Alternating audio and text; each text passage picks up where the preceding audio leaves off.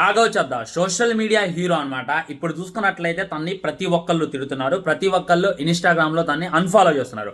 Reason ఏంటి అంటే తను ఎందుకు వైరల్ అయిండు, ప్రజా సమస్యల మీద ప్రతిపక్షాన్ని నిలదీసిండు, ప్రతిపక్షాన్ని క్వశ్చన్ చేసిండు. నిజంగా చాలా అంటే చాలా గొప్ప ఆలోచనలు. ఎందుకు ఏ రాజకీయ నాయకుడు ఇలా మాట్లాడలేదురా అనేటటువంటి దృక్పథంతో అందరూ అనుకున్నారు. ఆయన రాజకీయ నాయకుడు కాదు, నాయకుడు అని చెప్పి ప్రతి ఒక్కరు కూడా గుడ్డలో పెట్టుకున్నారు. కానీ కట్ చేస్తే ఆయన వెళ్ళి బీజేపీలో చేరడం జరిగింది. బీజేపీలో చేరినందుకు ఆయన ఎవరు కూడా హేట్ చేయట్లేదు. మెయిన్ రీజన్ చెప్తా చూడండి. ఆయన చూసుకున్నట్లయితే ఒకప్పుడు బీజేపీని ఈ విధంగా తిట్టిండు.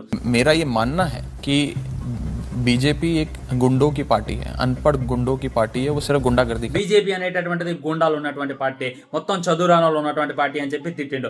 ఒకప్పుడు డైరెక్ట్ గా బీజేపీని క్వశ్చన్ చేసిండు. ఇప్పుడు మరి అలాంటి పార్టీలో నువ్వు ఎలా చేరతావు అనేటటువంటిది ఆయన క్వశ్చన్ చేస్తూ చాలా మంది అయితే అన్ఫాలో చేస్తున్నారు అనమాట.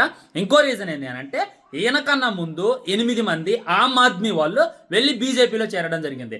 ఆ తర్వాత ఈయన చేరడం జరిగింది. అంటే ఈయన మీద ఐటీ దాడులు అయితే అనేటటువంటి ఉద్దేశంతో ఈయన భయపడి వెళ్ళి ఆ పార్టీలో చేరిండు అనేటటువంటి వార్తలు కూడా గట్టిగా వినపడతాయి అనమాట.